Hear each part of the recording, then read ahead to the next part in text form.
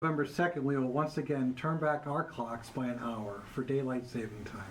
And if you look at the polls that have been taken on the issue or social media complaints, you will see that the practice of changing the clocks is not a popular one.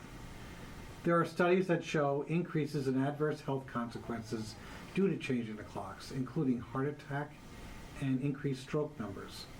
The change is also associated with a heightened risk of mood disturbances and hospital admissions, as well as elevated production of inflammatory markers in response to stress. The potential for car crashes also spikes just after the spring. A 2020 study found also that the switch raises the risk of fatal car accidents by 6%. Daylight saving was first implemented during World War I as an energy-saving policy. However, recent studies have found that people actually consume more energy during daylight savings time because with more daylight, we run our air conditioners longer, even if their lights are off, aren't on as long. The American Academy of Sleep Medicine has advocated for permanent standard time, saying that permanent year-round standard time is the best choice to mostly closely match our circadian sleep-wake cycle. A recent Stanford study looked at 3 different policies: permanent standard time, permanent daylight savings time, and then the biennial shifting, which we've been doing each March and November, to see what the impact is on circadian rhythm and health outcomes. And the better options would either have a permanent standard time or a permanent daylight savings time.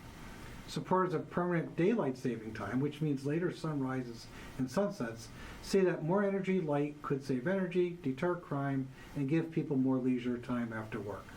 However, a major concern raised is that when kids are traveling to school, it may still be dark outside. Another issue is that with the later sunrises, morning commuters will not have the benefit of the sun melting ice or snow before they drive. Now, proponents of permanent standard time, that means earlier sunrises and sunsets, contend that more morning light is optimal for health. However, the drawback is less evening light in the summer around 8 p.m. Now, I have a survey on the website, and I would really love to hear what your thoughts are.